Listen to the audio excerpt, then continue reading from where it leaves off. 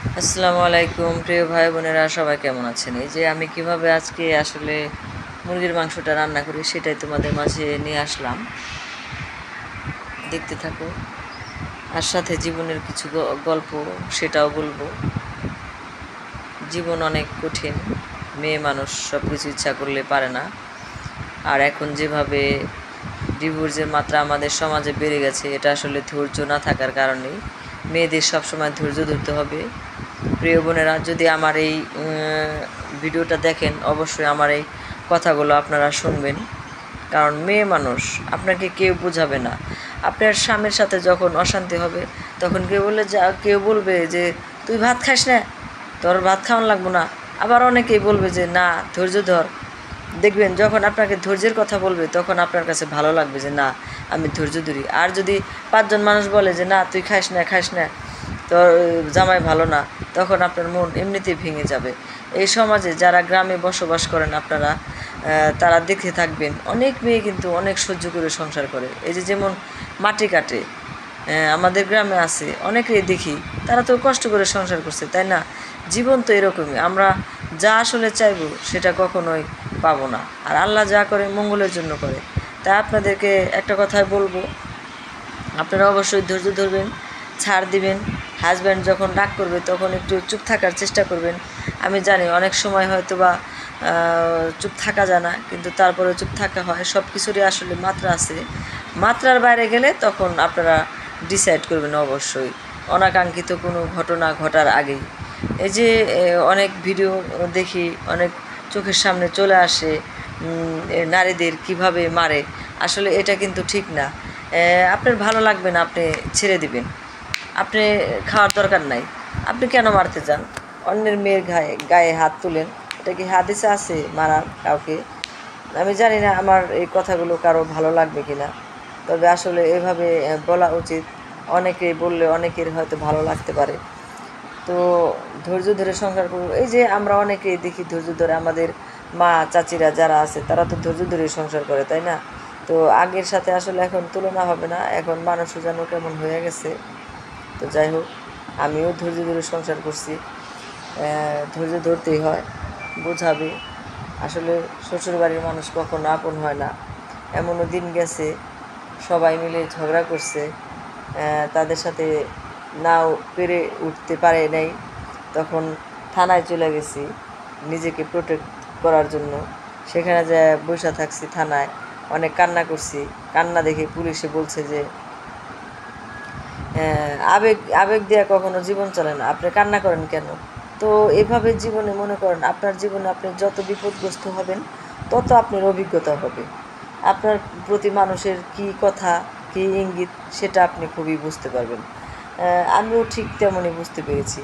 তখন আর আসলে মনে মনে জিদ করছি যে না, হাজব্যান্ডকে আল্লাহ ভরসা, যা আছে কপালে তাই হবে। আমি কেন চলে যাব? আমি তার সংসারই করব। জীবনে তো বিয়ে একটাই, তাহলে কেন থাকবো? আমি তার অনুমতি ছাড়া তার একটা টাকা কখনো ভাঙতে পারি নাই। আমার পার্সে টাকা থাকছে ঠিকই, তার টাকা নিয়ে আমি থানায় যেয়ে বসছি, অথচ একটা টাকা আমি দিতে পারি নাই যে চলেন আমার বাসায় চলেন, এই অবস্থা। কিন্তু পরে আসছে, কিন্তু 6 জন 7 জন, আমি একা কিভাবে পারবো? আমাকে তারা সবসময় এভাবে নির্যাতন করতো। অনেক সময় ভালো ব্যবহারও করছে, কিন্তু আসলে যে স্বামীতে করে হেলা, স্বামী রাখালে মারে ঠেলা।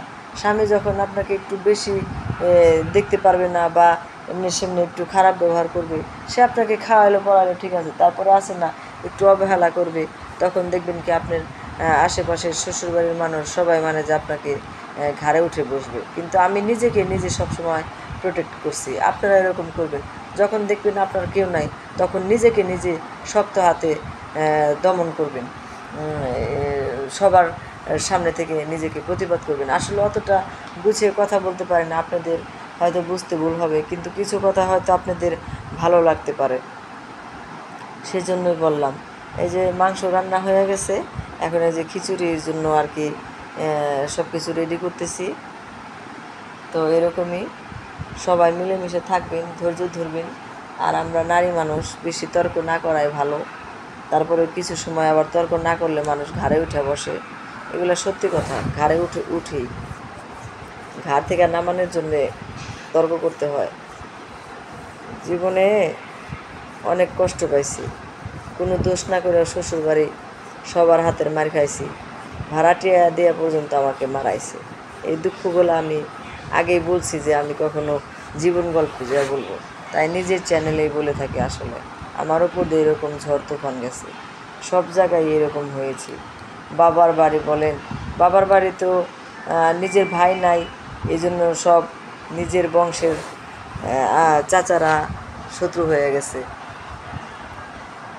এরকম। তো তারপরেও আমাদের বেঁচে থাকতে হয়, এটাই পৃথিবীর নিয়ম। তো আপনারাও আপুরা ধৈর্য ধরবেন, ধৈর্য ধরে সংসার করবেন। বিয়ে জীবনে একটা এই কথাই মনে করবেন, যখন দেখবেন আপনার সর্বদিকে খারাপ, তখন তো আপনাকে চলে আসতেই হবে। আজ আর কোনো কথা বলবো না, অন্যদিন আবার একটা নতুন ভিডিও নিয়ে আসব, তখন আবার বলবো। আমি এইভাবে যে খিচুড়িটা মেখে নিলাম, মেখে মুছে দিলাম। সবাই ভালো থাকেন, আসসালামু আলাইকুম। আমার চ্যানেলটা সাবস্ক্রাইব করবেন, লাইক করবেন, কমেন্ট করবেন এবং শেয়ার করে দেবেন।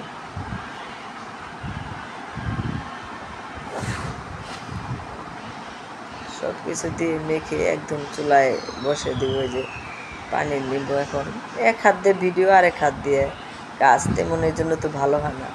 তারপরেও যারা আমার পাশে আছে তাদের প্রতি আমি কৃতজ্ঞ।